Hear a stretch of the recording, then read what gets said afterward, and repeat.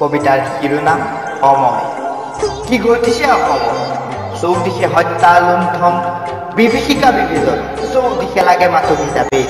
কাৰোবাক ধৰ্মৰ, কাৰোবাক জনজাতি, মাথো বিভেদ লাগে। কি হৈছে অসমীয়া? নিজৰ মাজতে ভেদাভেদ কৰি পাৰিবি জানো কৰিব পৰগত বাস? কিয় বাৰু আজিও অজলা তহঁত? কাৰ মায়া জালত পাহৰিছ ভাতৃ সহোদৰ?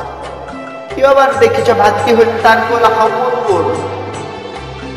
তহঁতে কিয় বাৰু নুবুজ কতটোৰ বাজানাত? কিয় বাৰু তালে তালে নুবুজ নেকি একতাৰ ফল? নুবুজ নেকি একতাৰ ক্ষমতা?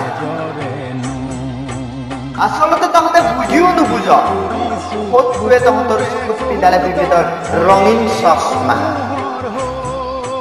হেৰৌ তই কোচ, মই কছাৰী, সি আহোম, সি চুতীয়া, সৌটো মৰাণ, সৌটো মটক, এইটো গোসাঁই, এইটো পুত, এইটো ব্ৰাহ্মণ, এইটো কাৰু। তেনেহলে কচোন এবাৰ অসমীয়া কোন?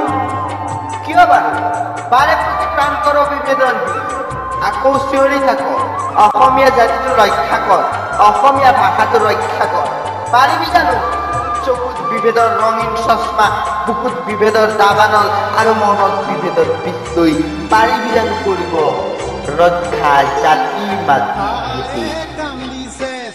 আঁতৰাই পেলা বিভেদৰ ৰঙীন চশমা, তলিয়াই পেলা তোৰ বিভেদকামী মনটো, আৰু আহচোন এবাৰ জাতিটোৰ স্বাৰ্থত একতাৰ দোলেৰে বান্ধ খাই। জাতি যাই যায়, ভাষা যাই যায়, ৰক্ষা কৰ তাই।